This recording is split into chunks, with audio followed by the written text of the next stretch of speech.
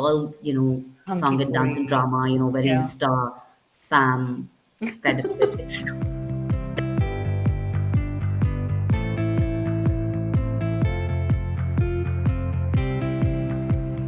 Hello, lovely people, and welcome back to Parenthood.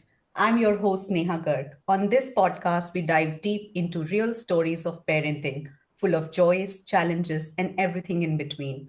Whether you're here for inspiration, solidarity, or just to feel a little less alone on your parenting journey, you've come to the right place.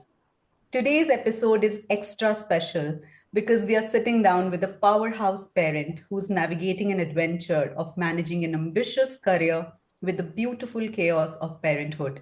My guest this week is Runam Mehta, Chief Growth Officer at Primus 360, a leading health tech company. Runam is not only a trailblazer in her field, but also a thoughtful and introspective parent to her 2017 born daughter, Anjali.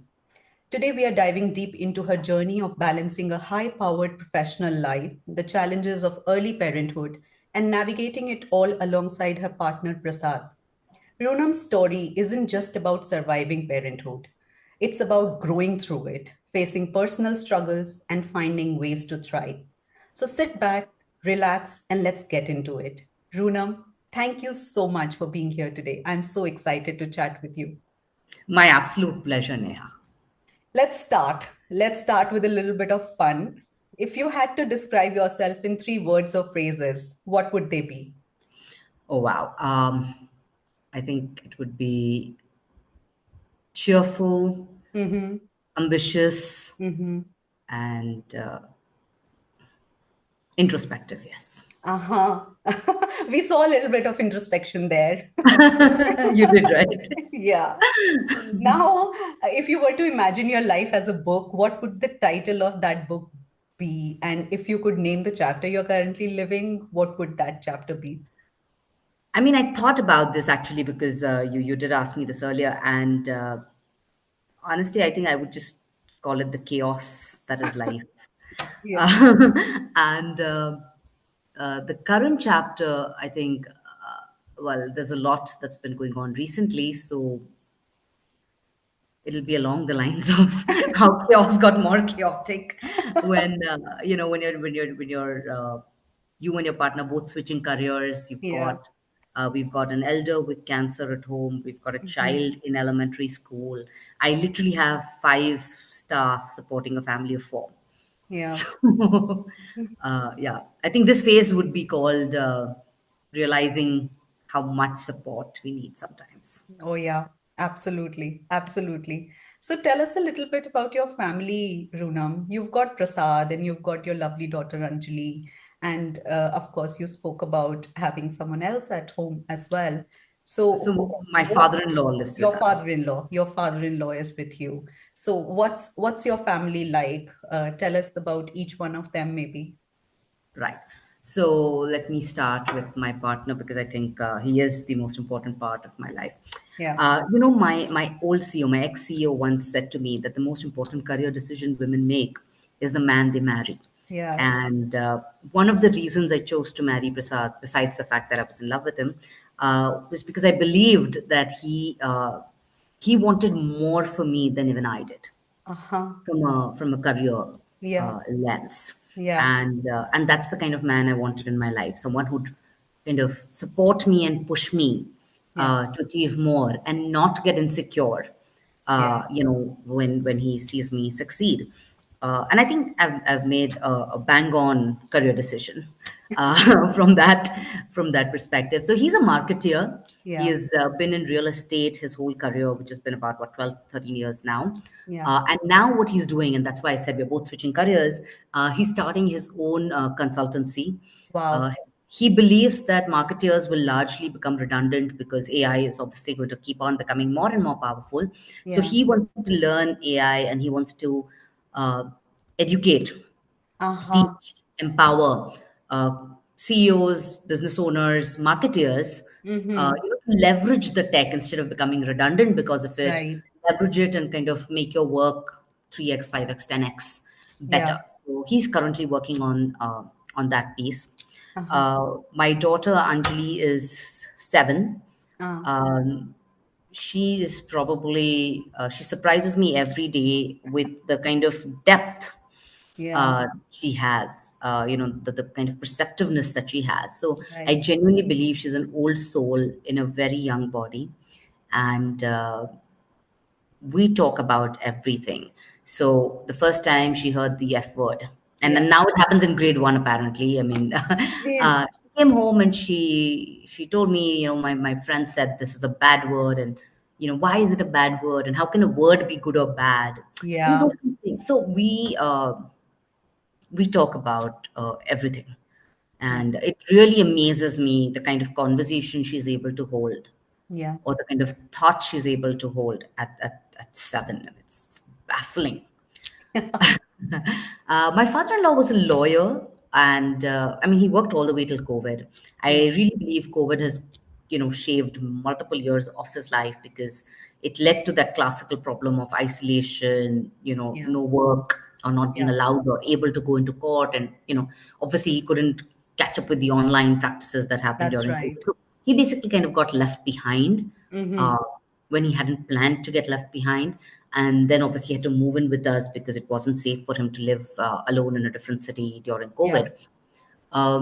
So I think the first couple of years were hard for him to adjust, but he's with us now for a long time, and he's doing well. He's made his friends, and he has his little social life, and he's of course battling cancer at the moment, but Yeah. you know he takes it very he takes it in a stride. Yeah. Tell us a little more about Prasad, Runam. You know, what's most interesting for me to know is to know the origin story or the story of the genesis of the long-term love stories. You know, Oh wow. your story pans a lot, many years. Oh 16 man. years? We've been married 12 years. We were dating for maybe Yeah, more than that four makes years it before 16. that. So I've got my 16 math years. right. And we were friends for, maybe 3 years before that as well. Wow. So it's actually very classic. We met through a common friend. We were friends for a very long time. Uh-huh. I was dating someone else. He went out of town. All of that happened, and I think at some stage he before me realized that you know that there's more to this relationship. I remember this one time we were dating, and in his head that meant that we are going to get married. And I Yeah. remember saying to him that you date in order to decide if you want to get married. Yeah. Dating does not equal Yeah. commitment.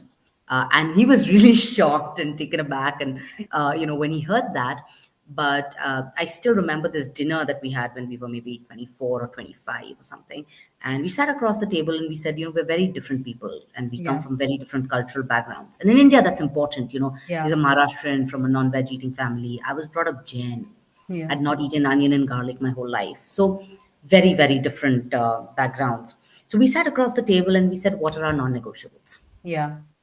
Right? So, things are very small things, right? Like I said, I will not live in a house. I will live in an apartment because I Uh-huh. don't want to spend my time maintaining a house. Very simple, Yeah. nothing else to it. Yeah. Right? I mean, I am very, very, very protective of my time. I'm very focused on what I want to spend my time on Yeah. and what I don't want to spend my time on. Then the fact that I believe in Jainism. I'm not just born Jain. I really believe in it. So I will continue to be Jain. Practice. Yeah. I will continue to practice my religion. I will bring up my child vegetarian. The child can Yeah. decide what they want to do when they grow up, Yeah. but as an upbringing, the Yeah. child will be brought up vegetarian, because it's something I believe in personally, Yeah. very strongly. And he had his kind of non-negotiables. Like he Yeah. wanted a wife who was working. Yeah. He said this to me, and back then it sounded so you know different. He said, "I'm not getting married in order to have a cook and a maid. I can hire." Yeah. Yeah. Right? Which is so refreshing to hear someone So say. refreshing. And this was 16 years ago or 15 Yeah. years ago. This wasn't Yeah. today, Yeah. right? And those were the things, those were the reasons that drove me to reach a point where I was ready to kind of commit. Yeah. Yeah. Yeah.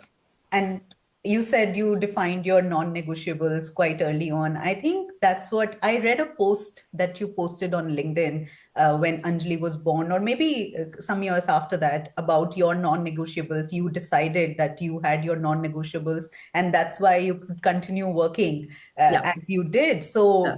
could you shed some light on that? So now that you say this, I'm realizing this is probably my approach to life.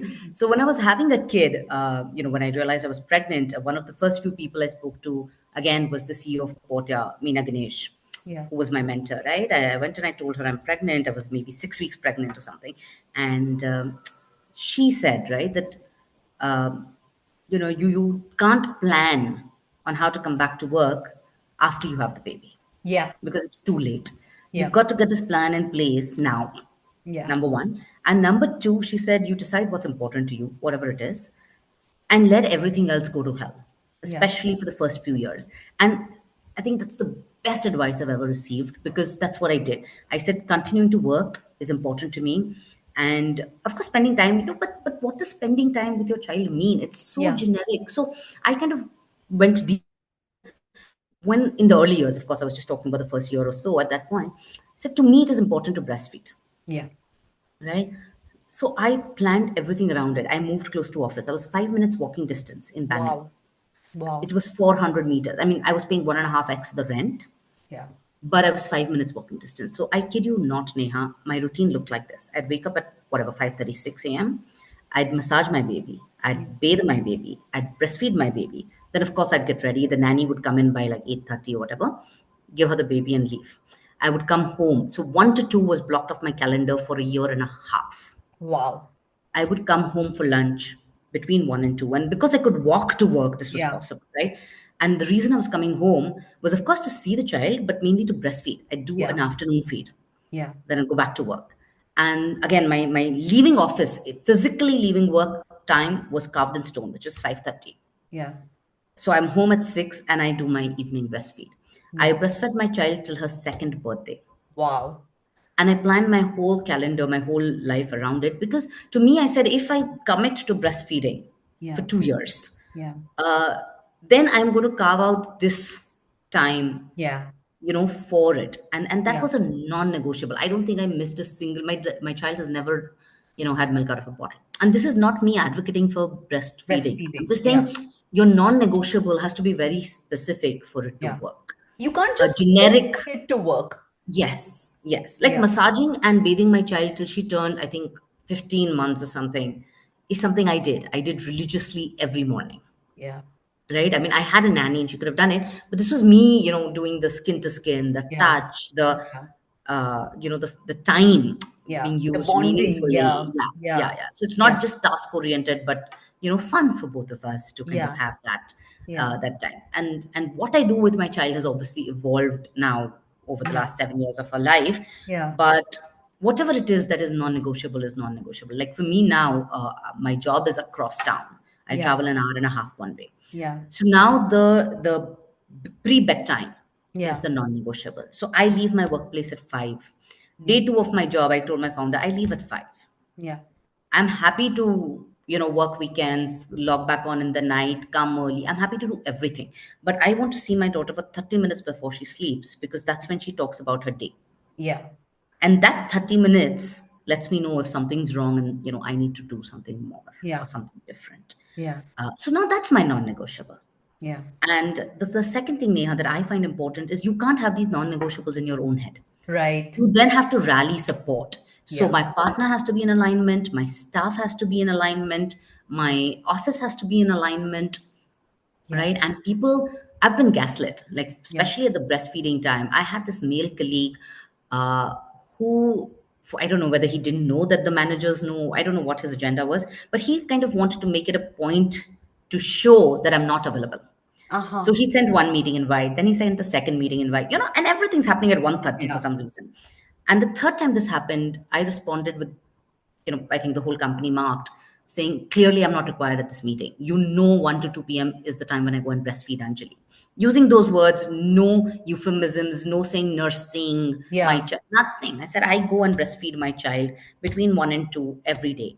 Yeah. Everybody knows this. If you're still calling for a meeting at 1 o'clock, it means I'm not required and therefore I'm declining. Yeah. That was it, Neha. Yeah. Sometimes we need to call it out as it is. No, and I said it in front of the company. I'm not Yeah. ashamed of the fact that I breastfeed my child. I'm Yeah. extremely proud of it. Yeah. My CEO knows, my COO knows. I am still performing. I'm showing up Yeah. on Saturdays to make Yeah. up, for the fact that they're giving me all this flexibility. And if you, as a solo person, you think you're going to bring me down by Yeah. not having me part of key decisions, you know, I'm not going to take that. So Yeah. I just had to do it once. Yeah. It never happened again. Yeah. Yeah. Sounds wonderful. I think you said it very importantly that, it can't be in your head. Yeah, People around you need to know what are your non-negotiables, and they are your non-negotiables. You can't just say that I want to do this. I yeah, want to do this because this is my non-negotiable. I think yeah. this is very, very important. Now, I want you to rewind a little bit, Runam, and take us back to the time when you had Anjali, or maybe even before that.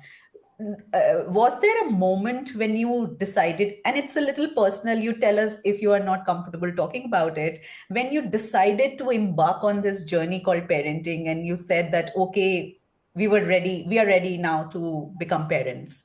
I uh, mean, no, I don't think, I mean, I don't know, maybe some people are. I don't think I would have been ever been ready. I was right. one of those people who didn't feel strongly about becoming a parent. Uh-huh. I mean, honestly, if for whatever medical reason I was not able to become a parent, I think I would have been very okay with Mm-hmm. that. I don't think, Yeah. because you don't know what you don't know, Yeah. Yeah. right? Yeah. Uh, so I don't think I felt very deeply. My husband was knew that he wanted a child. I was ambiguous. I said, if it happens, great. If it doesn't happen, fine. Uh, so for me, there was never a moment in time when I said, I'm going to go have a kid now. Yeah. That Mm. that that did not happen. And what was it like when she arrived? What was that experience like for you? Was it something that you expected and it came true? Like, how you planned for, okay, when I become a mother, this will happen. When my child arrives, this will happen. Or were there a lot of surprises along the way? So my mom said to me when she found out that I was pregnant that life changes a lot when you have a kid. Yeah.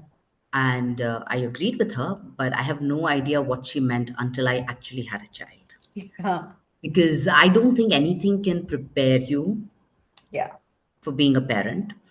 Doesn't matter how many books you read, and I'm a reader, and Yeah. doesn't matter how many people you talk to, uh, because the real life impact on your life, on your day to day, Yeah. I mean, forget everything else, Neha, on the way you think, Yeah. right? And how much of your mind space is occupied by this another person. Yeah. I don't think there's anything in the world that can prepare you for having a child. And I am a planner, so I planned all the logistics around, Yeah. who's going to take care of her and how am I going to build trust and, what happens at what time and, who's going to cook and all of that. Yes, I planned for, but I don't think I planned for how much thinking about motherhood or parenthood or my child would consume me emotionally and intellectually. Yeah. And then, of course, COVID has happened. A lot of stuff has happened, which has challenged us as human Yeah. beings first, and Yeah. then as parents as well. So I'll give you an example, and nothing can prepare you for this, right? My daughter was about 2.5 when Mm-hmm. COVID happened, right? So between 2.5 and 4, it was all about not meeting anybody, not touching anybody, Yeah. wearing a mask, sanitize your hand. So when she goes to school at 4, she re-goes, Yeah. returns to school because she started at 18 months, then didn't go. And then she goes back to school at 4. She doesn't want the teachers to touch her. Uh-huh. And if they pat her on the shoulder, it makes her Oh my God. uncomfortable. Yeah. And this is not good touch, bad touch. It's just Yeah. human touch. Yeah. So now I have to work with this child who I have said for 1.5 years, don't touch, don't touch, don't touch, don't touch. And now I have to teach her that It's okay. it's okay. These are harmless touches and you're not going to get COVID and you're not going to die. Yeah. Right. And that is something that I wouldn't have imagined. Yeah. Yeah. And Right. it's just one of the things that you had to do. It's one of the things, right? I mean, this child was on a slide at 10 months. I'm one of those parents who kind of constantly pushes her to do stuff, Yeah. right? So she Yeah. was on her first slide at 10 months. Yeah. But when she goes to a park at 4, she's afraid of the slide Yeah. because she's forgotten it. Yeah. So I've taught her how to slide at 10 months, and Mm. now I'm to reteach it to her at 4 years. Yeah. Except at 4 years, the people around you don't think it's cute. Yeah. Right? They're Yeah. like, Why does your 4-year-old not know how to go down a slide, Yeah. right? Or a swing or whatever. I'm just saying that. What? Yeah. And these were challenges that got thrown at all of us. I Yeah. wasn't the only one facing these. But all I'm saying is that you can't prepare to have another human being wholly dependent on you for everything. Yeah. Yeah. And you don't know what's to come. And So you how don't do know you what's to come. prepare? How do you prepare? Yeah. And you've also mentioned, Runam, that the first few years of parenting were really challenging for you. Could you tell us how was it juggling demanding careers and no family support, not in terms of emotions, but in terms of they being physically So I there? didn't actually have family support because my parents have their own life. They live in a different city. My father-in-law, when he came to live with us, Anjali was 2.5. This was COVID, Yeah. and he was suffering from a manic depressive disorder. Oh, So he was a psychiatric, like a mental health patient. So he was a dependent, and in a very very taxing manner at that point. And my husband had a job that required, he's in real estate, right? Real estate marketer, that required him to be in office all the time. Like wow. there was nothing like work from home or work, and his office was across the city. So it was me and the nanny Mm-hmm. for Anjali, and I was in healthcare, Yeah. right? So I was working 18-hour days. Wow. There were days when I was working till 2 a.m. because we were doing this COVID home isolation program Yes. for state governments, Yes. 7 state governments, and I was leading that project. So there were times when we work till 2, wake up at 5. There were times when someone was covering for me till 2, but then I was up at 5 every single morning for 1.5 years because I Wow. wanted to get some work done before Anjali woke up. There Yeah. have been times when I'm on a call and Anjali's asleep on my lap. Wow. So our circumstances were such that uh, yeah, I had 18-hour work days. I had a 2.5-year-old baby. I was lucky that my housing society, when I wrote to them and said, I'm in healthcare, I have a young child, and I cannot cope without help, they allowed me to bring in a nanny. But Mm-hmm. what I had to do for that was I had to go pick her up from her home Wow. so that she's not coming in touch with anybody else. Yeah. So I was doing a 8 a.m. pickup for my nanny. So waking up at 5, working till 7, 7 to 8 with Anjali, then, Anjali with Prasad for half an hour. Because I had a medical card. So I Yeah. could be the only one driving on the road. It couldn't be my husband.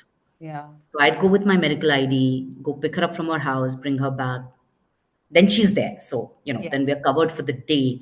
But then at 6:30, as soon as Prasad gets in, I have to go again drop her to her house, My God. come back. 7 p.m. was my debrief with the Karnataka government every single night. Wow. Saturday, Sunday, Friday, doesn't matter. Every single night they wanted one rep Yes. to do a debrief. So every single night at 7 p.m., I have a call. Yeah. That's my daughter's bedtime. Yeah. Oh So my she's God. on my lap. There's a laptop in front of me. Sometimes they're in a nice mood. Sometimes they're yelling at us, and my child is trying to sleep. So yeah, I don't think I could do it again. Honestly, I don't think I would because that time took a huge toll on my mental health. I remember this one weekend, I just broke down. I called my CEO and I said, I just can't do this anymore. It's been a year. It was a little less than a year, but it's just been a lot, and I Yeah. can't do this anymore. Yeah. And she kind of at that point, I think, realized the massive load that I was carrying both at home. I mean, having a mental health patient, a parent who had to be out, Yeah. a young child, and then like these massive government projects on my back. So she was obviously very understanding, and then she worked with me on a plan to offload some of the things and all of that. But in retrospective, perhaps I rode myself too hard. Yeah. Yeah. But how did you cope with it, Runam? What was it that sailed you through? Because it just sounds just taxing, very, very taxing. It was very taxing. Like I said, I think my mental health took a toll. I wouldn't say that I sailed through it with flying colors. That would be a lie. Yeah. I did used to maybe take half an hour, 40 minutes early in the morning uh, to do yoga.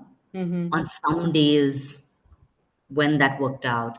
On other days, see, the only good thing I think was that I was working from home. So Right. I could be in my track pants. Yeah. Meant whenever I had a 20-minute break, Great. Yeah. Yeah, I would go and do something physical, Yeah. whether it was yoga or weights or whatever. But I think that, or a walk. Yeah. I think that was my only little bit of a rope, if I may say. Yeah. But no, I don't think it wouldn't be right to say I sailed through this. No. Mm. It was really hard. I wouldn't recommend it to anybody. Hopefully, COVID never happens again. But even under the different circumstances, I think no, don't do it. Yeah. But what was it after that? What was it like after that when you realized that you can't carry on like this? Was it was it a gradual shift from there, or was it just like snapping out of it and like, okay, I can't do this anymore? No, so that I mean, I did not snap out of it, and the snap was the realization Yeah. that I can't do this anymore. The shift was gradual because, like I said, I called up my CEO. I had this whole breakdown, and she was extremely patient and understanding, and you know, uh, she immediately got to work with me on saying who can pick up what piece. But Yeah. of course, transition kind of takes time. Honestly, I think I left Portia. I mean, this was 6 months later, but I left Portia because I needed that break. Yeah. I was very happy in that organization, and I would have never left Yeah. under normal circumstances. I would have still been there today. Uh, but when another opportunity came by in the past, I'd always just said no. I'm Yeah. happy where I am, and I don't need them. I'm not looking for like an extra bit of money or whatever. But at after this happened, after this Yeah. burnout happened, the next opportunity that came by, I don't think I even paused to think about whether it's a good move, whether I'm a good fit. Yeah. In my head, I just needed to Switch. leave behind Yeah. Portia, and therefore, whatever came next, it was like a rebound relationship almost. Yeah. So yeah, I just took the first thing that came, and in retrospect, I took it because I mean, I could have taken a 6 month sabbatical and been happy as well. Yeah, yeah. And as we are as normal middle class Indians, we are so used to this um just just juggling everything and just learning from it and all of that. So I would then push that thought further and say, would was there something that you realized that in your character, or maybe the strength of your character, or this is something that you can do, or a part of your personality that you never thought existed? Was there some realization which was sort of epiphanic for you from that incident? I mean, two things honestly. One is not just me. I think a lot of people. I think we realize that we are more resilient than we think we are, Yeah. just as a rule, right? And I think second thing what I realized was that I seem to have this ability to rally support Mm-hmm. or rally people to a cause or so-called lead. And surprisingly, it often happens when I'm not trying to, Yeah. right? And that I think first came to me when these government projects started, Yeah. and multiple governments said that if they want a single point of contact, they'd want me to be the one doing it, while there were more qualified, more senior, more capable people around. And I think that just has to do honestly with clarity of thought and Mm. communication, Yeah. which are skills that anyone can learn. And yeah, I think these are realizations that happened while I was working through these things. Yeah. And you've also mentioned to me, Runam, that therapy and introspection Yes, as tools that helped you, sail through that time, so to say. I'll use the absolutely. again. No, so I didn't mention it earlier because the therapy actually happened after. So Uh-huh. when Anjali rejoined school is when I realized the toll COVID had taken on her. I Yeah. knew the toll COVID had taken on me, Yeah. right? But the child is at home, the child is playing with the toys, playing with the adults. You don't realize what it means for a 2.5 to 4 year old mind to not interact with anyone outside of the immediate family, Right. right? You don't think about it. You're not psychologists. And, she's developing fine. She's a happy, well adjusted, eating everything, not doing screen time. Basically a good child studying, knows how addition, knows her subtraction, knows her reading. Anjali was reading at 2.5. Yeah. So, you think everything's fine. And then when she goes back into society and back into school and back into, well, the world, you realize that a lot of developmental stuff just did not get done for these kids, and not just my kid, right? Multiple kids. Yeah. So I mean that makes it worse because there's no real normal kind of benchmark also in that class. Right. Right. So that was one part of it. So she had her problems. And then I had started having anger issues Mm-hmm. because of the burnout that I was in. And this I was I'm a very self aware person. So I knew that there's a problem. And then the third thing that happened was my husband lost his sister. Oh, She was I'm only sorry. 45 at the time, to a cancer that we didn't know was there. So she got detected with cancer, and a month later, she was dead. So that was obviously very traumatic for all of us, including my child who kind of knew her, obviously, her Yeah. aunt and all of that. So all of these three things kind of happened at the same time. And I realized that my daughter was grappling with not only the emotional aspect of COVID, but now also with sudden death. She's scared her mother will die. She'd Yeah. come sometimes if I'm mad or if I'm sad, and she'd come and she'd be like, Mama, please don't die. Oh my God. Instead of saying please don't cry, Yeah. she'd say please don't die. So when that happened a couple of times, um, I realized that now I need professional help. So Yeah. I found a child therapist. Mm-hmm. And obviously therapy for a 4-year-old is not about the child, it's mainly about the parent. So Yeah. I did those 10, 12 number of sessions with her, uh, to help my child cope with death, help my child cope with anger. And helping my child cope with her anger is basically me coping with my anger, Yeah. right? So that means I have to understand what my triggers are, and Yeah. then also help Anjali understand what her triggers are, right? And Right. then we work kind of together. So Yeah. I'm just now you're forcing me to kind of think back, and I'm remembering when she was 4 and 5, and the strategies that we tried, and uh, some things that. So I'll give you a very small example, right? Yeah. I'd be working from home at the time, and when I sit down for lunch, I like my lunch to be quiet. I do Yeah. breakfast with family, I do dinner with family, but lunch is in the middle of a working day. Yeah. So in my head, I'm processing for the next half of the day. Right. But Anjali would think that this is time for her to come and like basically ask me questions and stuff, and I would get very, very annoyed. So Yeah. inevitably, we were having this unpleasant interaction Yeah. in and around lunchtime. And when I realized that this is triggering me, and this is the maturity of my 4-year-old, right? And I went and I told her that, so we had this concept of me time. So when you Yeah. want alone time, and we still have it, she says, I'm doing me time means just leave me alone, I'll play with myself. So I told her that lunchtime is mama's me time. Hmm. Okay, and mama doesn't love it when you come and talk to her or you ask Hmm. her for things. Just 10 minutes, I promise you, I won't take more than 10 minutes, but those 10 minutes do not talk to me. Hmm.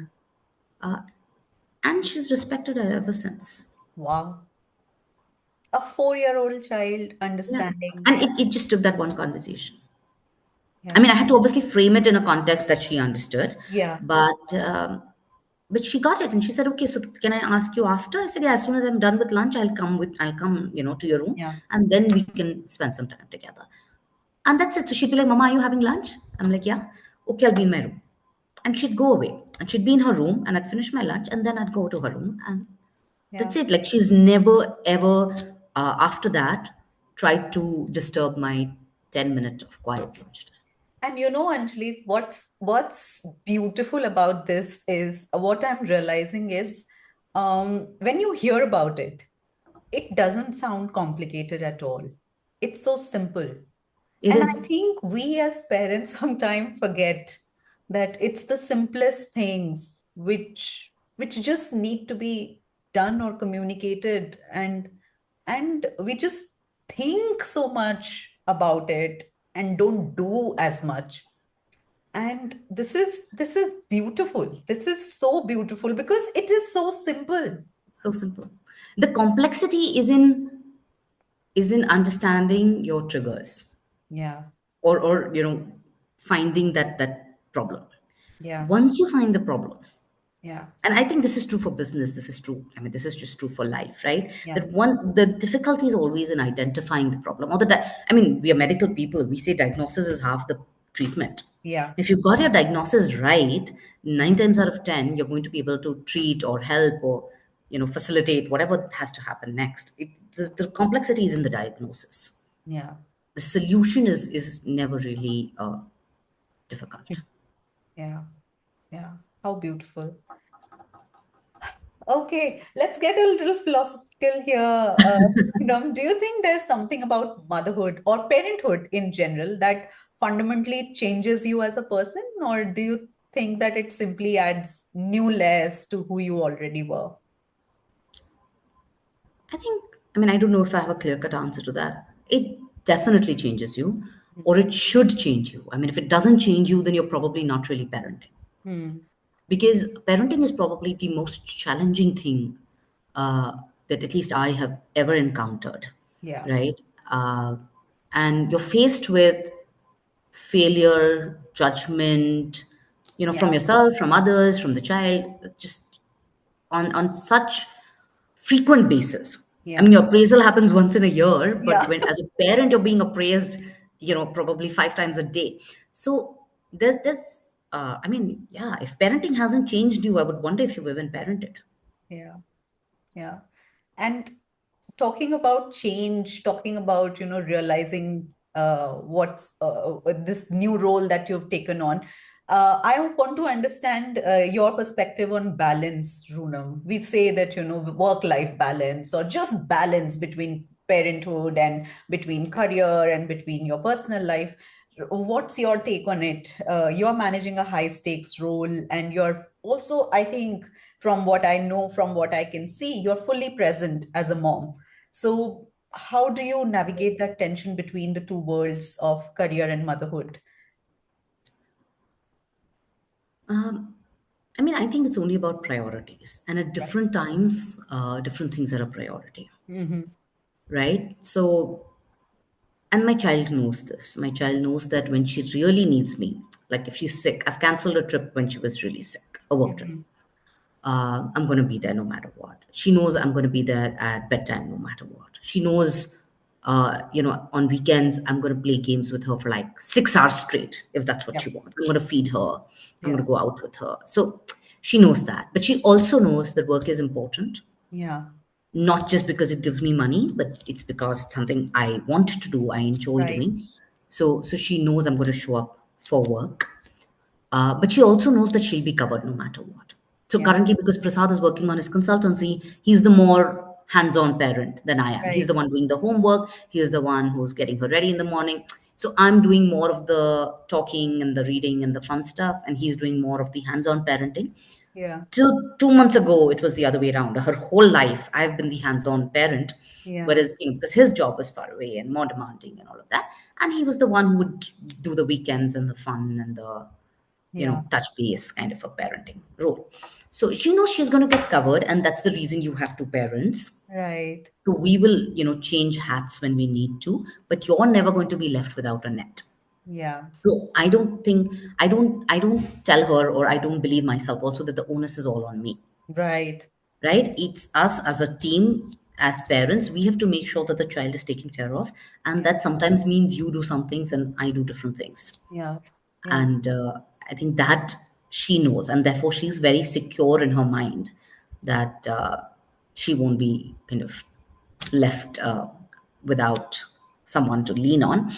uh, so that's that. But on the work side, I think I am very clear about my priorities on the home front. Like I tell them when I'm going to be there, when I'm not going to be there, what's the Yeah. flexibility I need, what I'm willing to do because I'm asking for this flexibility, whether it's reduced hours, reduced pay, working on weekends, whatever it may be. Yeah. Right. So I find a way to be very transparent on day one. Yeah. I hate this dissonance to come up 6 months later, 2 years later into a Yeah. workplace. So on day one, I say, this is what I can do. This is what how I'd like to be flexible. This is how I need to show up for my child or my family or my parent. And, I get that buy-in Yeah. before I start. So at least from my end, the expectations have been set very clearly for the home front and for the work front. And I genuinely believe that if people believe you're committed and well intentioned, friction is very, very low. The Yeah. problem happens when you try to be cheeky or you try to slip things past, or Yeah. you're not transparent about it. Or I Yeah. think when you try to be sly Yeah. at the workplace is where I believe the distrust and then the Yeah. micromanagement and then the questioning happens. It's literally never happened to me Yeah. Yeah. ever. I think it's also a matter of, the persons who come before you. I think sometimes you just get the brunt of someone. Baggage. Yeah. And also, yeah. So that's the thing. If someone else has done it before you, so you find it a little difficult to earn that trust. But I'm just so glad to hear this from you because you are not only doing it for yourself, but also for the people who come behind you. Absolutely. Yeah. Absolutely. Yeah. Absolutely. I mean, I walk the talk, and that honestly gives other people the freedom to walk the talk. I have Right. someone on my team right now who had to, go help his father with a surgery. And it's very okay to say I'm not available for the next two Right. days, or this is what I Right. can do, or these Yeah. are four things I will get done, but nothing else is going to happen, Yeah. because I say it, Yeah. right? I mean, my team knows where I am, what I'm doing. For example, I have the school meeting. They'll know that 11 to 12, I have this other meeting. I'm not available, but I'm available before, I'm available after, Right. right? And if that changes, they will know that. Yeah. Yeah. So I think, honestly, I like to feel that I'm setting the tone for the culture wherever I Yeah. go. Yeah.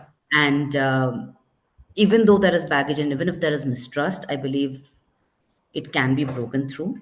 And one of the things that helps Neha is just being there for a long time. I was in my Yeah. first organization for 7 years. I was in my second organization for 3.5 years. My third, this is just my third job. I'm 40. Yeah. And I'm committed to being here for the long term as well. Yeah. So I think when people look at you as a long term person, then they're not thinking about that 1 hour or the Yeah. 2 hours that you're not Yeah. available for. Yeah. Anyone with half a brain will Yeah. function like this. And if they don't have the ability to look at you as a long term player, then that's not the right home for me. Right. That's true. That's true. And also because you talked about schedules and planning and setting your time. So I'm very interested to know, Runam, is there a typical day that you have from the moment you wake up and from to the Yeah, time yeah, you yeah. go to sleep? What's I your have a routine. I'm very committed to my routine. I wake up at 6:30. We get Anjali out the door. 7:25, I'm at the gym. wow? 8:20, I'm out of the gym because 8:30, I'm at the breakfast table. Quarter to 9, I'm out the house because now my workplace is really far away. So Yeah. I have to leave and I'm in Bangalore. So between 10 and 10:15 is when I hit the office. From that time till 5, I'm in office. Yeah. I don't take any, large breaks. I do my 10-minute lunch. I do a 10-minute coffee, which is usually done with a team member. So I'm having A one-on-one kind of not a a yeah, but not a work conversation, the yeah. the Yeah. personal Yeah. conversation. So each day I'm probably talking to a different team member because it's a new team. Yeah. So I feel like you need to know the personal aspect of every person as well. So that's what my coffee break or walk would look like. Uh, the aim is to leave office by 5. That sometimes becomes 6, but 9 days out of 10, I'm out at 5, doing calls, home at 6:30, 7 actually. 7 to 8 is daughter time. Uh-huh. Wow. Dinner Wow. with Cut, her. cut, cut, Yeah, cut. yeah, yeah, yeah, yeah, yeah. Dinner with her, talking with her, getting her into bed. 8:15, she's in bed. 8:15 onwards is the unstructured time. I may spend time with my husband. I may get my work done. I may have calls. So 8:15 Yeah. to 10 is kind of open to get stuff done that didn't get done in the day. Yeah. Yeah, and that's the day. And I'm sure you've had one of those days where something doesn't go to plan, or Oh, all the time.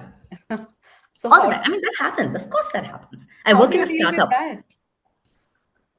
that? Um, I taught my daughter when she was 5.5 to say, shit happens. So I say shit happens and I move on. What else are you going to do? But I will tell you this story, Neha. So day 2 in Primus, right? Yeah. And I got home at 8:30. And my daughter Mhm. sleeps at 8, but she's waiting because Yeah. new job, she's not used to me being away so long and all of that. I walk in at 8:30. I walk into her room and I'm like, okay, let's get into bed. I'm sorry, I'm late. And she says, Mama, if this is going to be a routine, it's not going to work for me. So I said, yeah, it's not going to work for me either. So Yeah. I'm going to talk to Adarsh tomorrow. Adarsh Yeah. is the founder where I work. And so the next day I asked for 10 minutes and I sat down and I said, this is what my daughter said to me. And I agree with her. Uh, it's, Yeah. it's just that the office is really far away, Yeah. right? So I have to leave at 5. And it was day 2. So this is day 3 we're talking about. Yeah. I'm like, if this doesn't work for you, we can pretend this never happened. Yeah. I'm happy to exit on day 3. I'm okay Yeah. with that. But on most days, I will leave at 5. Yeah. Yeah. And now what will I do? What I will do is I will hire a driver. Yeah. Okay, so I will spend that extra 25,000 per month. I will hire a driver because now I'm using the 1.5 hours in the morning and 1.5 hours in the evening more productively. So it's Right. not really cutting into the work time Right. or into the home time. Yeah. Yeah. I'm just physically. mm, I'm just physically not in office, but I'm very much available to Yeah. do anything that does not require me to be typing on a laptop, which Yeah. is honestly 80% of my work, Right. right? Right. And it didn't take a second for the founder to say, yeah, it's fine. Yeah. Find a driver that makes sense. It gives you the 3 extra hours, and you also get home on time. And I've done it. I think they've been after that. It's been 3 months. There've been maybe 2 or 3 nights that have been late, Yeah. which isn't bad. I Which mean, is, yeah. once in a couple of weeks, if you're late, I think that's perfectly acceptable. Yeah.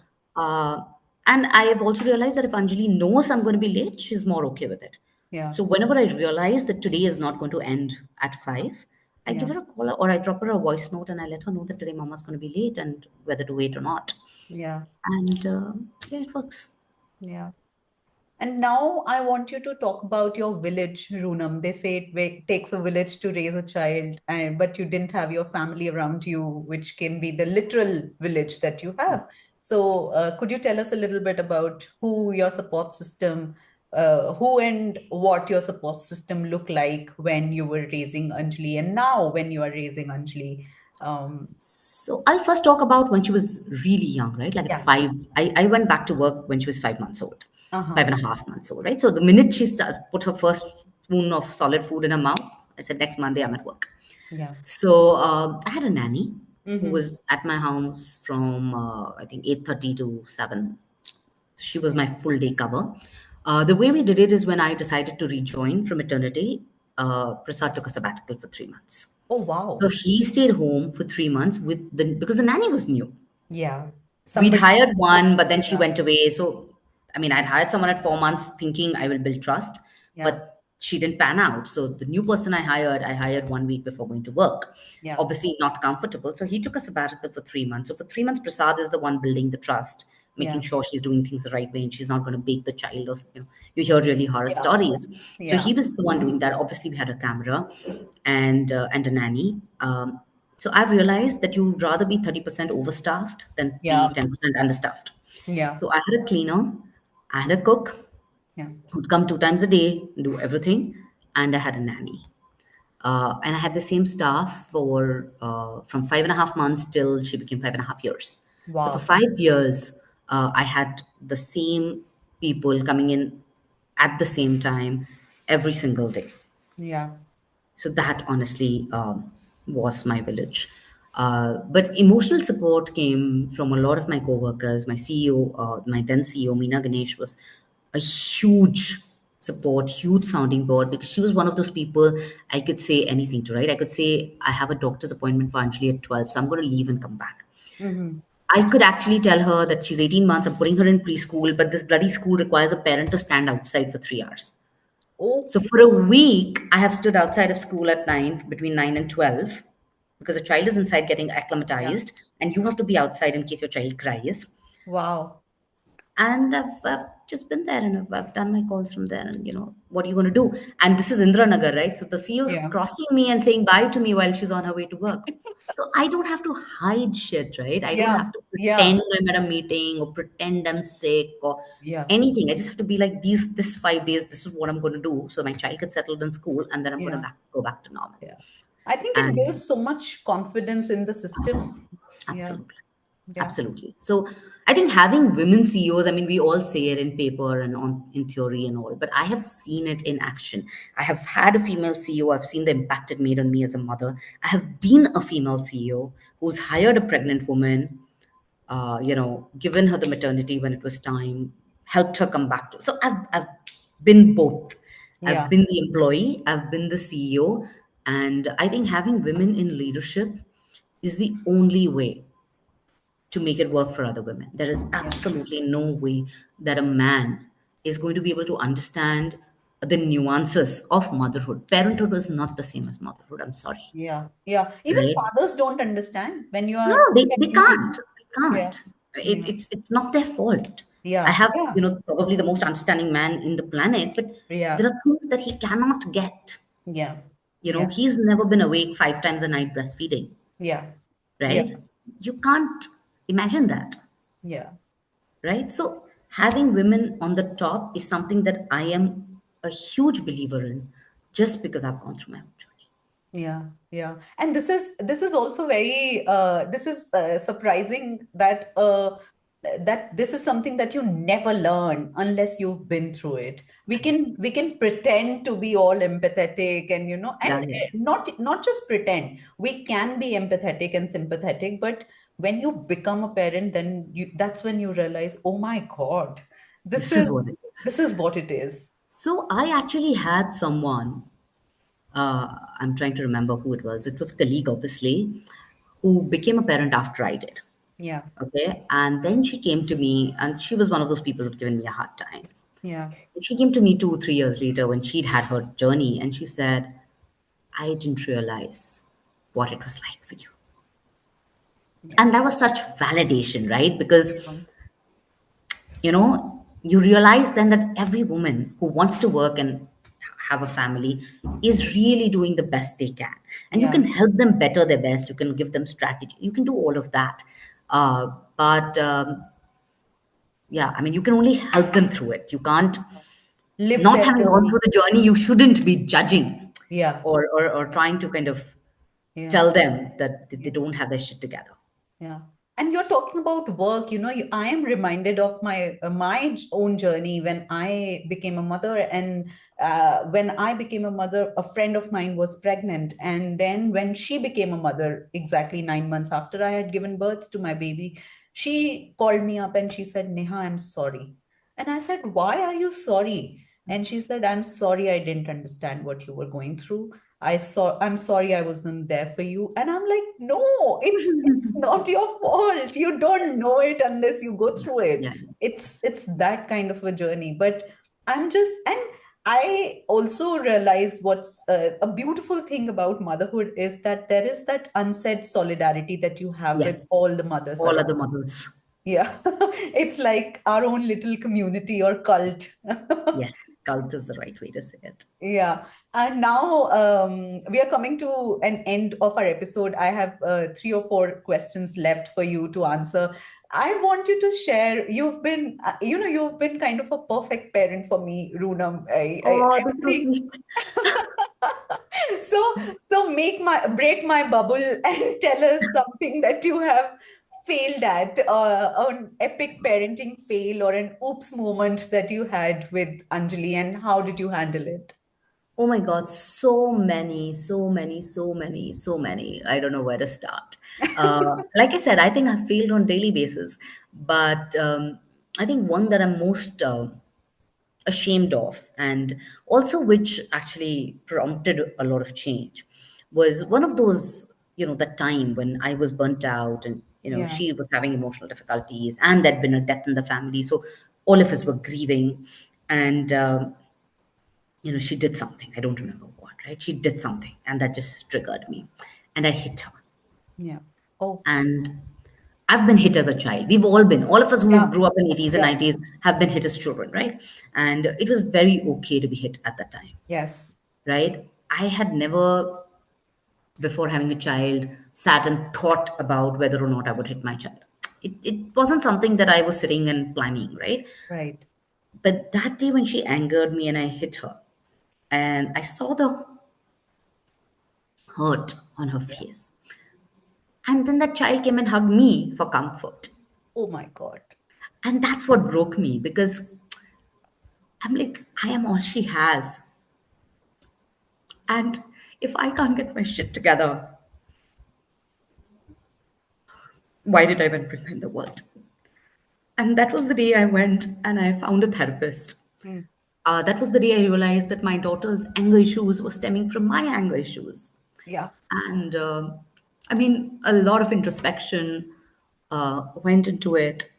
I had to rethink how, I mean, and that's when I realized that, my parents weren't abusive parents. It's not like they Yeah. beat me up every day, Yeah. but there must have been like some 5, 6 times in my life that I got hit. And I remember every one of those times, Yeah. right? I'm like, that's the impact. When my mom hit me at 7, I know what I was doing, what I did right, what I did wrong, and the reaction that came. Yeah. I don't remember so much stuff from being 6 or 7, but I remember being hit. Yeah. And for what? And when my daughter's 40, I don't want her to be able to sit down and count. Yeah. This was when my mom hit me. It's not the relationship I want. So I think massive changes started on that day. I made a promise to my child that I am never going to hit you again. I almost broke it once. I did raise my hand. And my child, being my child, says, Mom, when you raise your hand, that also breaks my trust. Wow. So now, after that, that stopped. But I mean, that was a massive, massive, massive, massive, massive parenting failure, massive human failure. And there's been many others. I've said stuff I shouldn't say. This is one time, she had a very bad fight with her cousin, completely her fault. And, I took her away. I took her in a room and I said, you don't deserve a sister. Oh, wow. And that was a terrible thing to say to a 6 year old, right? I mean, of course, she was in the wrong. Yeah. She was But completely at yeah. fault. Yeah.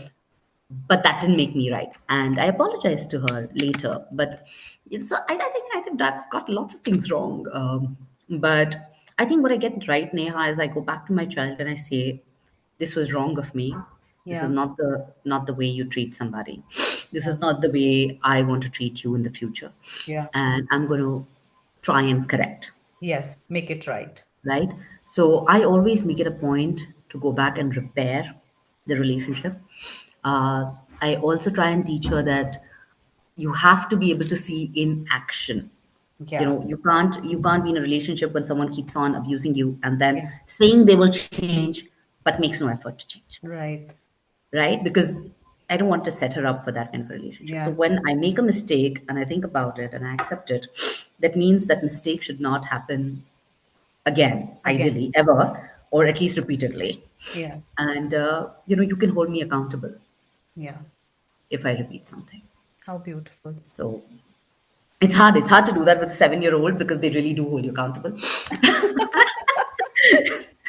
Well, So, yeah, they learn from the best. oh, yeah, yeah. So it's very hard, but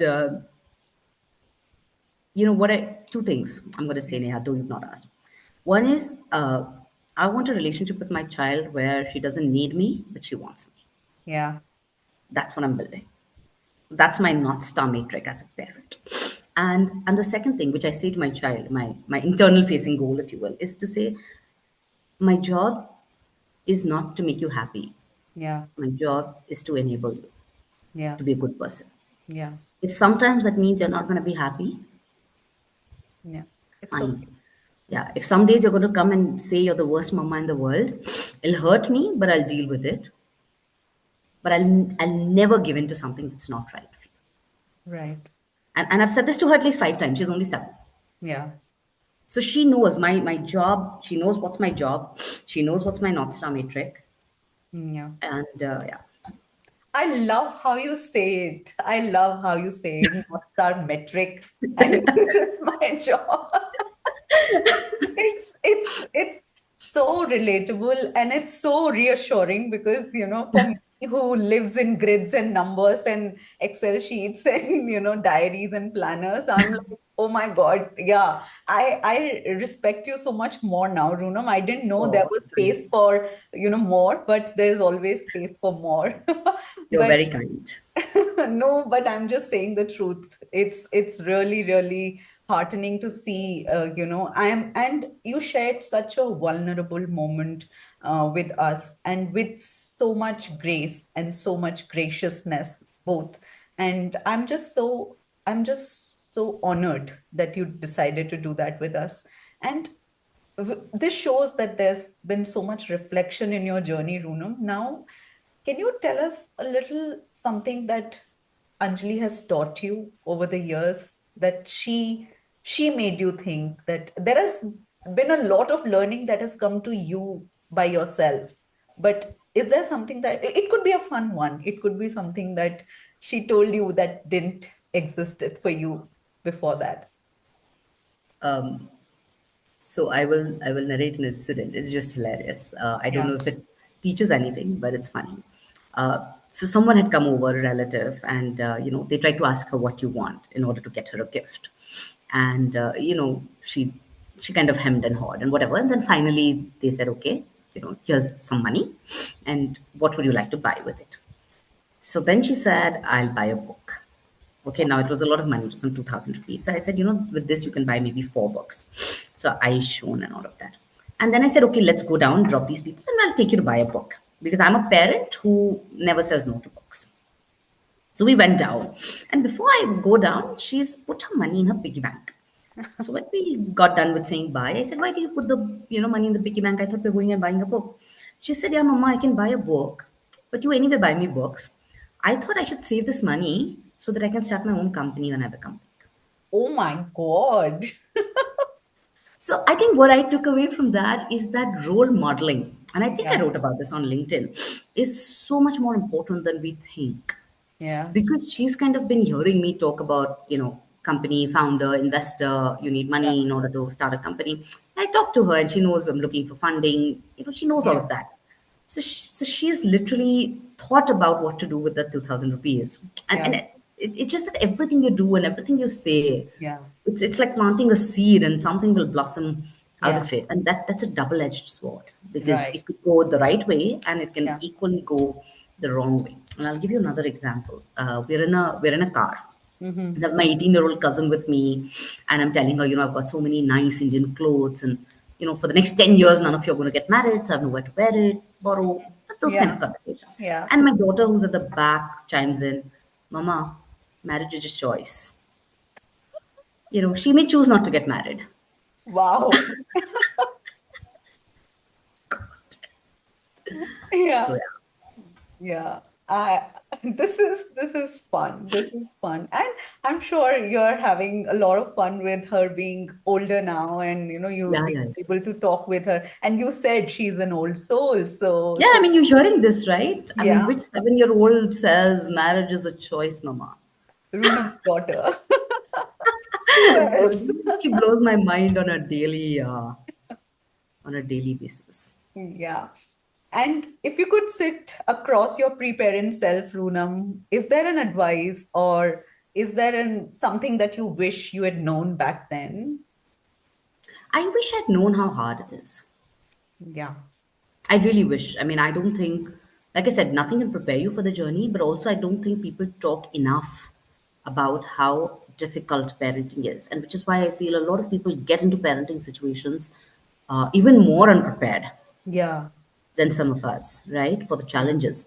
And which is why I agree to these podcasts and which is why I talk to people like you, because I think, we need to move beyond, oh, having kids is so cute, Yeah. which is what all the aunties will say, to Yeah. talking about the real parenting. I've done podcasts on breastfeeding, I've done a lot of these real conversations because I think parents who Yeah. are on the fence need Yeah. to at least know what they're getting into and be Right. prepared and not go into it thinking it's all, Hunky song and dance and dory. drama, very Yeah. Insta fam kind of it. It's not. It's funny how little we talk about it because everybody seems to be doing it. Like, this is how our world progresses. This is how our population increases.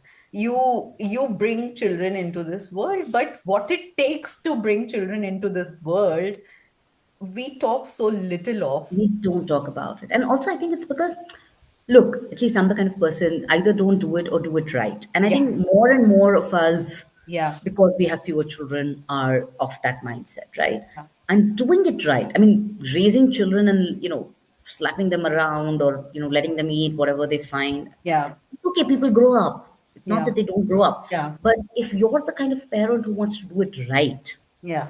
then you've added 4 layers of hardship to what is already hard enough, Yeah. right? And I That's think true. that is an important conversation to Yeah. have with the younger people. I mean, Yeah. Yeah. Yeah. I think in a way, yeah, I'm just retrospecting. I'm just introspecting. Maybe this is why it took me so many years to, bring a child into this world. I thought about it, and yeah, you said maybe you can never be ready. You don't know if ever someone was ready, but I felt I was ready to bring a child into this world. So Yeah, maybe maybe you were more thought through at that age than I I was was. I was quite old. I got pregnant at 35. Oh So wow, okay. I got married at 30 and I Yeah, got pregnant at 35. So that was I think yeah, so yeah, that was just a matter of age. yeah, Yeah. Now for a final thought, Runam, yeah. Tell me. if you could leave our listeners with one piece of wisdom about balancing career, family, and personal growth, something that you believe in, what would that be? I mean, I think it's very simple. You've got to have evolving priorities. So you Mm-hmm. have to have priorities, but you have to be okay with them evolving or changing as time changes, needs change, family changes, demands of the child or the career change. So I think at every few months you have to stop and you have to think about what's important for Yeah. me and what's right for my family at this point in time. Yeah. And then, of course, rally the support and then go into it. Yeah, beautiful. I think I love it the way you put it, evolving priorities. That's what I'm going to take back from this conversation. Runam, thank you so much for sharing your story with us today. You've given us a beautiful window into your journey, your resilience, and your incredible growth. And I know our listeners will resonate deeply with your authenticity. Thank you so much for being with us. Thank you, Neha. Thank you for having me. And to all our listeners, thank you for joining us on Parenthood. If you enjoyed today's episode, we'd love for you to share it with a friend, subscribe to the podcast, and leave us a review. Your support means everything. And as always, remember, you're not alone on this parenting journey. Until next time, take care of yourself and hug those little ones a little tighter today.